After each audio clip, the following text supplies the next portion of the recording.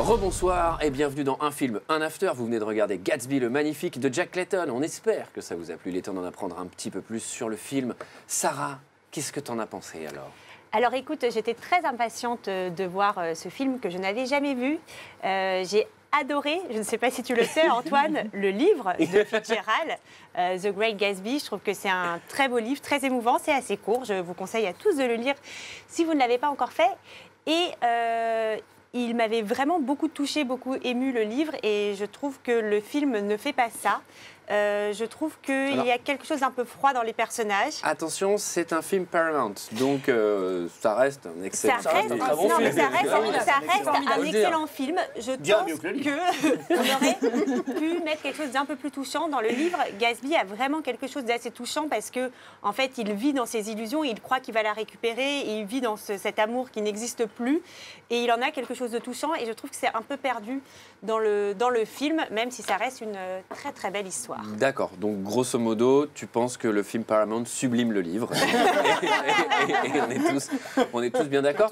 Les autres, une scène marquante? Moi, j'aime bien la scène où il fait visiter sa maison, parce que le mec va même faire visiter sa buanderie. Et là, il nous fait un truc de rockstar, c'est qu'il va sortir toutes ses chemises et les balance, il fait vraiment comme il en sort. Bon, il s'en fout, c'est pas lui qui les range.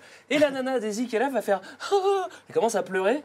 Elle dit « J'ai jamais vu des chemises aussi belles !» Qu'est-ce qui se passe? Moi, je sais pas, j'ai déjà emmené des gens dans ma buanderie, ils ont vu mes chemises à fleurs, il s'est pas passé ça. Tu avais fait pareil avec tes slips, toi. Oui, ça c'est vrai. Mais il était sale en plus, c'était vachement pas bien. Ok, non, vous aviez pas... on avait dit qu'il fallait pas le dire. J'ai jamais senti des slips qui sont aussi mauvais. Alors je viens, j'ai le producteur de la Paramount dans l'oreillette qui me dit que la Paramount veut adapter ton histoire, Greg. Pour s'animer, c'est ce livre. Grégory Crado. Alors, Julie. Alors, il se trouve que j'avais la même scène que toi, parce que c'était c'est pas grave, une scène de chemise qui me faisait penser à une pub Le Chat Machine, mais du coup, j'en ai une autre. Je vais choisir plutôt un plan dans le film où ils se retrouvent et il y a leur reflet dans cette espèce de fontaine qui avec des poissons rouges et tout. Je trouve que le plan est très très beau sur l'eau, justement. Et c'est une fontaine qu'on verra aussi tragiquement à la fin, dans cette baraque abandonnée. Beau gâchis. Beau gâchis quand même, cette affaire du Gatsby. Ah oui, c'est sacré gâchis. Michael, ta scène. Alors moi, j'ai trouvé une scène que je pense que je me souviendrai toujours de cette scène jusqu'à la fin de mes jours. Je la trouve juste extraordinaire. Ça parle d'animaux aussi. C'est quand il amène sa maîtresse pour la première fois à New York. Et il y a un vendeur de chiens à la sauvette sur le trajet. Ouais, ça, c'était courant à l'époque. Voilà, maintenant, c'est les clopes, mais à l'époque, c'était les chiens. Doberman, Benjamin, à Barbès. Et du coup, évidemment, elle fait son petit caprice, la maîtresse, elle veut son chien. Donc voilà, et là, il y a un dialogue qui est surréaliste. C'est-à-dire qu'elle dit « Monsieur, ce chien, c'est une madame ou un monsieur ?» Le monsieur dit « Ce chien, c'est un garçon. » Et là, Nick dit « Ce chien, c'est une pute, ouais. » Quoi? Mais pourquoi tu dis ça, mec? Alors, je pense que c'est adapté du... Enfin, c'est directement adapté du livre. Non, mais tu confirmes? Bien sûr, c'est dans le livre, tout à fait. C'est la même chose. C'est certainement une histoire de traduction. Oui, mais vraiment, pourquoi ils l'ont traduit comme ça? Bah, c'est quand même une grosse... The dog is a bitch. Et pourtant, ce n'est pas un rappeur. Alors, c'est adapté d'un roman. Ah bah oui, sachez-le. Sarah, tu l'as lu, alors, Ah oui, de Francis Scott Fitzgerald. Le roman date de 1925 et le film que nous avons regardé tous ensemble de 1974. Et donc ce film a été réalisé par Jack Clayton et il y a quelqu'un de très connu au scénario. Qui c'est? C'est Francis Ford Coppola qui vient de faire Le Parrain et qui du coup doit avoir besoin de thunes, je pense, clairement. Pour faire par deux. En vrai, c'est quand même un chef-d'œuvre de la littérature. Sarah, tu m'arrêteras si je me trompe. Tout à fait. Donc c'est une opportunité magnifique pour un scénariste que d'adapter ce... Quoique, à l'époque, quand il est sorti, le livre n'a pas eu beaucoup de succès. C'est venu beaucoup plus tard. Est-ce que c'est pas le film qui a rendu service au livre, hein? Peut-être parce que Jack Clayton, il a vraiment mis tous les moyens. C'est-à-dire qu'on l'a dit, il y a Coppola qui vient aider, donc c'est quand même un nom. Au casting, vous l'avez vu, il y a Robert Redford et Mia Farrow, c'est vraiment Et Bruce Dern, qui est génial. Des têtes d'affiche à l'époque. Et puis, il y a du pognon, il y a 7 millions derrière. Le film va plutôt bien marcher, mais finalement, il est accueilli, ok, c'est très très joli, mais finalement, ça ne retranscrit pas le côté dramatique de ce bouquin. Et c'est dommage. Après, tout le monde dit c'est joli. Alors Alors, ça, c'est joli. très hein. Joli. Alors après, il y a Oh, une oui. petite esthétique très shiny, très brillante quand Ouais. même, qu'il faut apprécier en termes d'image parce que c'est marqué et c'est très, Ouais. on dirait un peu un halo Ouais. de rêve. Donc, On a, il y a on un a moment où l'impression tu fais, wow. d'avoir de la lumière dans les yeux pendant tout le film, d'être ébloui. Mm. Et moi, j'ai lu un truc assez marrant, c'est que ça a été assez reproché qu'il manquait un peu d'alchimie entre Robert Redford et Mia Farrow. Et en fait, elle a expliqué qu'à l'époque, on était en pleine affaire Watergate et que Robert Redford était complètement obsédé par le Watergate et donc était tout le temps dans sa loge en train de regarder ce qui se passait, écouter la radio, etc. Et d'ailleurs, en 1967, il jouera dans Les Hommes du Président, donc ceux qui Mais- ont dévoilé mais- l'affaire. Il y a des Après- plans du film où il en parle. hein. D'ailleurs, c'est bizarre. Mais je reviens juste sur la réalisation très shiny, Ouais. etc. Ce que je trouve dommage, je parle sous contrôle évidemment des gens de la Paramount, c'est je trouve que le film manque beaucoup de couleurs. Les couleurs sont assez ternes. Ouais. J'ai pas été, c'est pas un festival. Alors on est loin du Baz Luhrmann totalement épileptique, mais là je trouve que c'est un peu mou. Et dans l'alchimie Mia Farrow, Robert, ça manque d'émotion. ok, En mais- fait, on ne ressent rien. Voilà, je Ouais, vous mais dis, ça, je vais me c'est- faire Mais virer. après- ça, mais je le Total, dis quoi. mais- Ah, je suis d'accord. Je finis juste avec ça avant, Julie. C'est vrai que là, les images, on a dit, c'est un peu shiny et tout. Et les trucs superposés, moi, ça m'a surtout fait penser à un truc, c'est les feux de l'amour, en fait. Bah, C'est-à-dire que ouais, c'est exactement ouais, c'est pareil. pour Quoi. ça. Tu vois, Moi, les feux ça de m'a l'amour, il y a cette brume et tout, c'est Il y a quand même beaucoup de chelou. flou. Moi, ça m'a Ouais. clairement, cette esthétique-là, je suis désolé, hein, je vais mettre les pieds dans le plat, ça m'a clairement fait penser à l'esthétique des films érotiques des années 70. Quoi. C'est pareil. Non, mais c'est pareil, quoi. D'ailleurs, tous les dimanches soirs, je veux dire, quand je tombais sur les films érotiques des années 70, dont j'étais friand, je suis un grand spécialiste, c'était ça. Ah non, mais tu fous du sax sur Gatsby le Magnifique et il se désappe. Après, je trouve qu'il y a un truc qui est assez intéressant dans cette espèce de rythme très lent, c'est que du coup, on est en train quand même de mater des riches qui se font chier, et tu te fais chier avec eux, Exactement. mais sans être riche. Du coup, c'est un peu chiant. C'est Oui, vrai. mais C'est un peu embêtant. Mais c'est tout là. Enfin, c'est Ouais. aussi l'intérêt et ce qu'on veut te faire passer. Ah, C'est c'est aussi des histoires de riches. Et tout à l'heure, tu parlais de Baz Luhrmann. Moi, pour le coup, j'ai trouvé le film de Baz Luhrmann, donc Gatsby le Magnifique, avec Leonardo Qui n'est pas un film, qui est DiCaprio. peut-être un film Paramount. Je On n'ai n'en pas sait rien. l'info. Karen Mulligan. J'ai trouvé pas exceptionnel, mais beaucoup plus touchant. J'ai trouvé Leonardo DiCaprio plus touchant que Robert Redford dans son rôle de Gatsby. Mais tu dis il que- a une fragilité. Moi, je trouve Ouais. que Redford, enfin, N'a pas. à moins Enfin, en tout cas. je suis Redford, d'accord. il fait très américain. Il fait, enfin. Bah, ils ont eu 30 Tu ans dis, pour rectifier le tir aussi. hein, donc, Il est baraque Redford. Non mais vraiment, dans son costume et tout, ça va. Et après, il est à la piscine. Je fais, oh la marmule. Voilà, c'est une Tu dis que anecdote. Très bien. t'as été frustré de voir ces riches, toi-même n'étant pas riche, mais moi je me suis ouvert une bouteille de bousseux pendant le film. Il fallait se mettre dans l'ambiance. hein. Ouais, un bon crément Ah de crément Bourgogne. d'Angogne, là. dans une flûte en plastoc. Je dois avouer que ça m'a beaucoup troublée parce que j'ai les mêmes initiales que le héros et du coup j'avais l'impression que tous ces objets customisés m'appartenaient parce que c'est JG, donc Jay Gatsby. Et du coup, j'avais vraiment l'impression d'être à sa place. Et en fait, pas du tout. Genre, Bon, t'as un diadème quand même. Hein. ouais, c'est vrai. Alors, c'était pas la première adaptation. Non, il y en a eu beaucoup d'autres. Il n'y en a eu qu'une seule du vivant de Fitzgerald. C'était en 1926. C'était un film muet d'Hébert Brennan. Voilà, il y en a eu d'autres après, à la télé. Il y a même eu À un l'opéra, opéra. ouais. C'est marrant. Voilà, donc c'est quand même une œuvre qui a été reprise de nombreuses fois. J'ai quand même appris que Fitzgerald était un descendant du mec qui a écrit les paroles de l'hymne national américain. Ah, je ne Ouais. savais pas. Je Ça, savais pas c'est qu'il y avait les anecdote. paroles Ça, dessus. c'est une moi, tu vois. sacrée anecdote. hein. Alors, Si, quand même, Ouais. qui a chanté. alors Drôle bon, d'anecdote. Hein. Drôle d'anecdote. Ah là oui. Cocasse. c'est un film qui a été récompensé, ça. Ça a été récompensé, mais c'est des récompenses Meilleur costume. mineures. C'est ça, c'est costumes et peut-être la C'est musique oui, aussi. La musique et costume, Ouais, c'est c'est ça ça. la souris du film, donc du coup ils ont su. Ouais. T'es Après, dur, t'es dur. il y a quand même des thématiques très intéressantes dans ce film. On est sur un rapport de classe, sur des difficultés sociales. Pas trop pour eux. Hein. Pas trop pour Même la- pour La Gatsby, motivation de Gatsby Non, à la mais- base de devenir riche, c'est aussi une difficulté d'accès à une caste Pardon. à laquelle il veut appartenir. Complètement. Déjà, la première chose, c'est que Gatsby va découvrir dans le film que ça ne suffit pas de devenir riche pour appartenir à la haute société.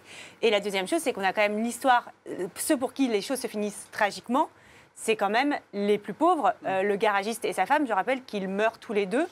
Et les riches s'en sortent parfaitement bien et Ouais. repartent Alors, et revivent leur enfin, petite le vie. garagiste, Gatsby, ils s'en sortent moyen bien. Oui, mais mais le Gatsby, garagiste, Gatsby, c'est pas un Gatsby, vrai riche selon exactement. les codes du film. Ouais, mais je suis pas sûr que ce soit vraiment la morale. Genre, si t'es riche, ça va bien sortir. Ah bah, C'est un peu. c'est même Enfin, dit à la c'est- fin par ouais. le narrateur.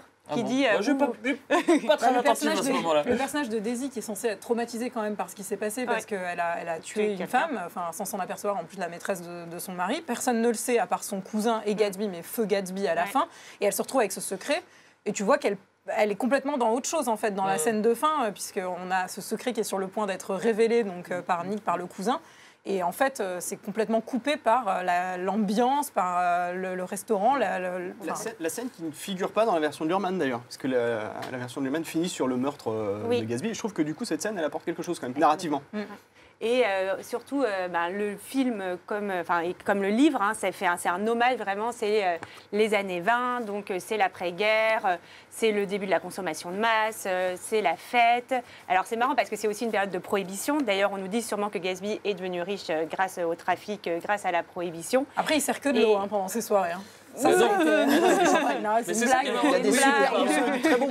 ça qui est marrant sur la prohibition, c'est-à-dire que là en fait tout le monde picole et puis personne ne se cache en fait. C'est-à-dire, et là ça c'est peut-être une morale du film, si t'es riche, t'as le droit de faire des trucs sans vraiment te soucier, parce que là c'est champagne à gogo et tout le monde est d'accord avec ça. D'ailleurs ce serait marrant qu'ils serviraient des chips et de la 33 Export. Je pense qu'il serait content quand même. La 33 Export, bravo Mickaël. Après il y a un petit choix aussi que je trouve intéressant artistiquement, dont on n'a pas trop parlé en termes d'image, c'est qu'on nous représente la chaleur aussi du lieu tout le temps, et ils sont tout le temps en train de suer, et ils ont beau être riches et beaux, ils puent. Ils ont une sudation extrême. Non, mais tu as vraiment des plans où ils brillent tous et ça rajoute au brillant du film encore plus. Mais je trouve ça pas mal parce qu'en fait, c'est vrai qu'à cette époque-là, là on est dans les années 20, donc il n'y a pas encore les climatiseurs partout comme il y a aux États-Unis. Les riches, plus tard, seront exemptés de transpirer parce qu'ils auront des climatiseurs partout et ils seront bien plus peinards. C'est vrai que la fête est au cœur du film. Il y en a beaucoup des scènes de fête. Parce que quand on voit la première, on se dit c'est pour installer l'ambiance, etc. Et en fait, non. Et ils reprennent vachement de titres, des trucs de swing, etc. Ouais, de Charleston.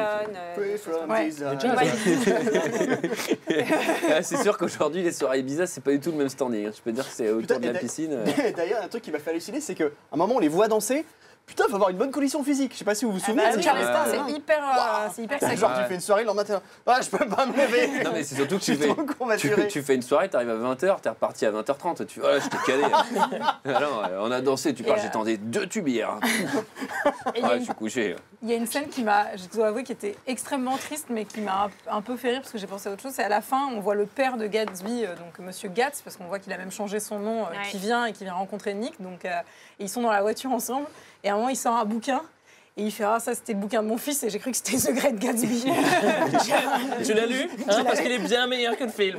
C'est un vieil album Panini. Sarah l'a lu, elle. Moi, je l'ai lu. Il y a un truc qui est intéressant aussi dans le contraste riche-pauvre.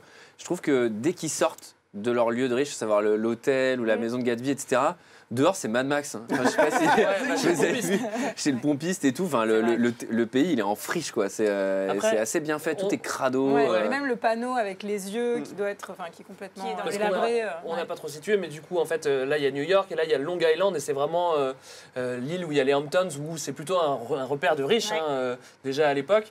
Et en fait, eux, quand ils disent on va à la ville, ils vont à New York et donc ils font Long Island, New York. Donc c'est, je sais pas. Il doit faire une 50aine de kilomètres. Et c'est vrai qu'il s'arrête souvent chez le pompiste. Et là c'est l'Amérique qui est en train de se construire. Donc les routes, elles sont un peu pourraves et tout. C'est marrant.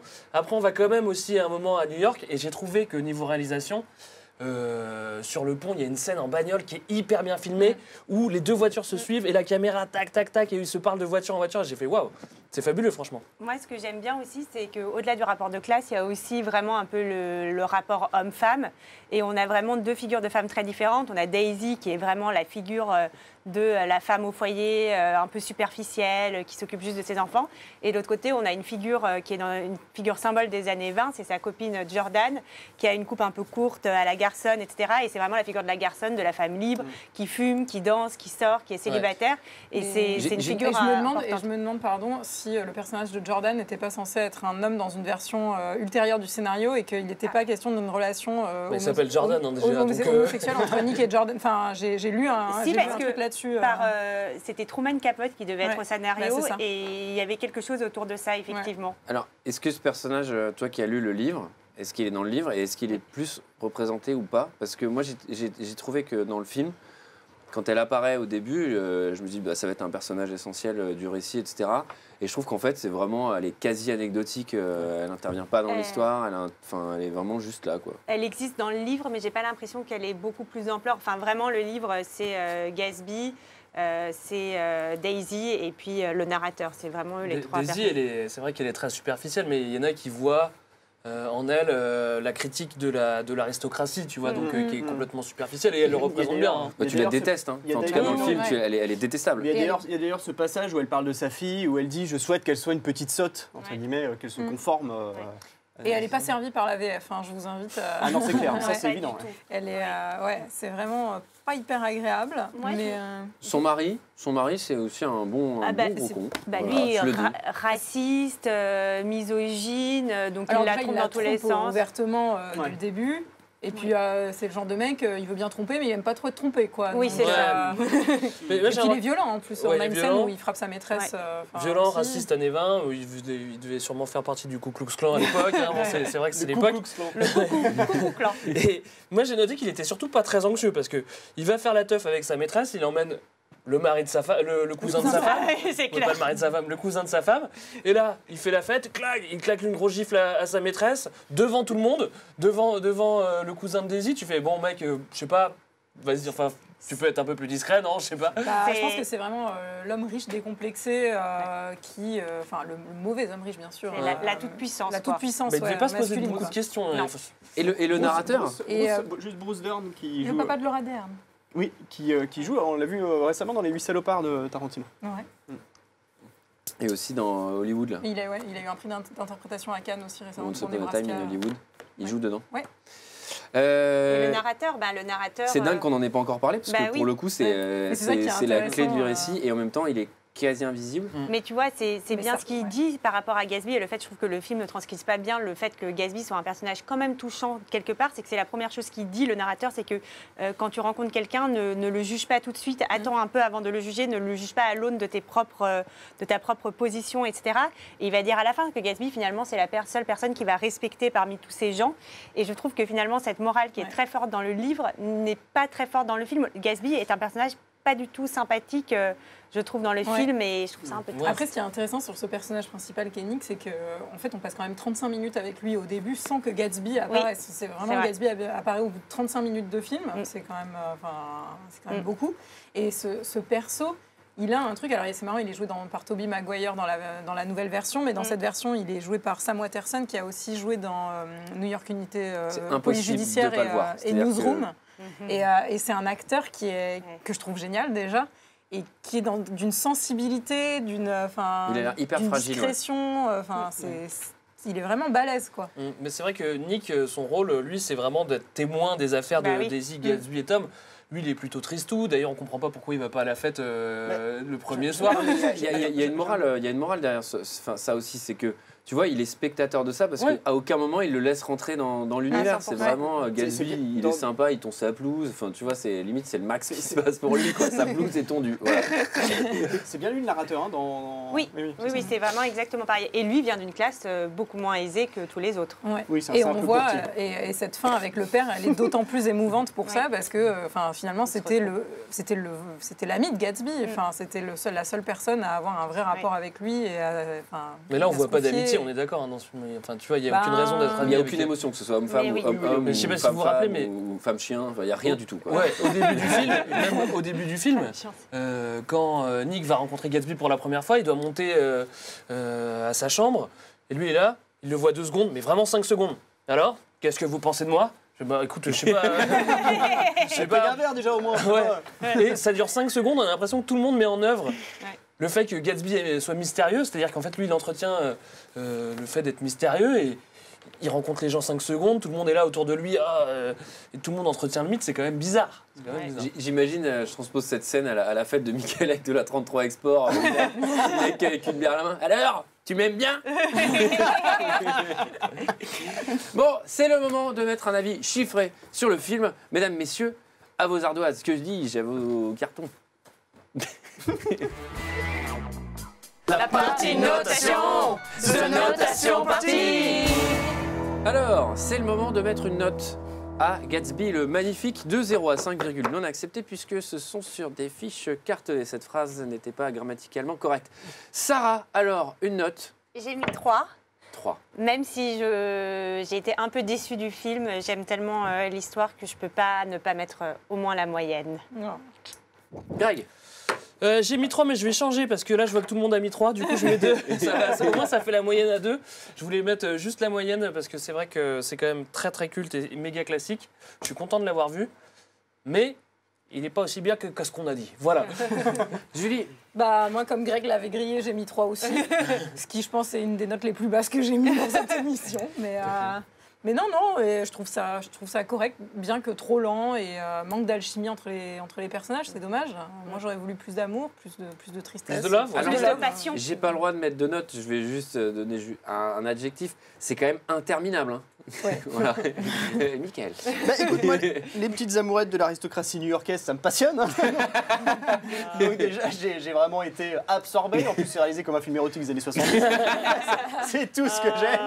Non, je trouve que ça, c'est un peu plus intéressant à partir de l'accident, mais comme ça concerne 1/5 du film, j'ai mis 1. Oh J'aurais peut-être dû mettre 3 alors. Ouais. Alors, 9 divisé par 4, j'arrive pas du tout à le faire de tête, c'est vachement difficile. Ça doit faire 2, quelque chose. C'est une note assez basse. Ouais. Comparé aux internautes. Eh oui, alors, qu'en disent les gens d'Internet? Eh ben, les gens d'Internet ont mis 3,5 à ce film. Et voilà, ils ont du goût Ouais, au moins. Voilà. Non, c'est Ouais, mais alors. à mon avis, la moitié qui a confondu avec celui de Baz Luhrmann. Alors justement, c'est peut-être dû à ça, parce qu'il y a des commentaires qui le soulignent. Je vous ai sélectionné 3 commentaires. Donc effectivement, le premier, un film à voir. Leonardo DiCaprio, il est magnifique. Je n'avais pas vu les versions précédentes, mais celle-ci m'a plu. Je le reverrai certainement. Voilà. Raté. Léonard de Capri. Alors, on a quelqu'un d'autre qui nous met 5 étoiles qui nous dit et c'est vrai qu'il s'agit là d'une sorte de chef-d'œuvre, quoique légèrement aseptisé. N'oublions pas, entre autres, que Fitzgerald était un alcoolique presque né avec la bouteille dans le berceau. Ça ne laisse pas beaucoup de chance. Hein. Et on a mon préféré, 4 étoiles, qui nous dit beau comme une fleur à la veille de l'automne. La mise en scène est suave, ouatée, veloutée. Elle caresse les visages, compatit avec eux, témoigne de leurs états. C'est une peinture acerbe de la haute bourgeoisie, de la richesse qui protège de si peu. Hemingway aurait apprécié, je pense. Robert Redford est d'une beauté renversante et Mia Farrow est pas mal non plus. Leur histoire d'amour est belle, l'acidité de la morale n'en est plus douloureuse. Les critiques hallucinées sont assez dures, je trouve, avec ce très beau film au rythme quelquefois trop lent, j'en conviens. Mais un beau voyage sincère et lucide sur la condition humaine. Voilà. 4 étoiles. Bah, c'est Alors elle boit pas Super. du mousseux. Elle met du Valium dedans, quoi, ça, c'est sûr. c'est une excellente critique du livre, finalement. Je l'ai lu, Antoine. Alors, sachez que Sarah a lu le livre. Voilà qui met fin à cette émission. Je tiens mes bretelles, je vais arrêter. Merci de nous avoir suivis jusque-là. Pour revenir sur les 3 questions du début. L'adaptation du bouquin de Fitzgerald est-elle fidèle? Personne ne l'a lu autour de cette table. On ne peut pas l'oublier. Ce fameux Gatsby est-il aussi magnifique qu'on le raconte? Oui, il est super great, voilà. Réception, déjeuner, fête, sauterie, garden party, golf, cricket, polo. Est-ce que ces gens travaillent? Ils ne branlent rien, évidemment, c'est pas possible. Comment va-t-on faire tourner le pays? Merci à tous de nous avoir suivis jusque-là. On se retrouve bientôt pour un autre film. Ciao! Bye bye.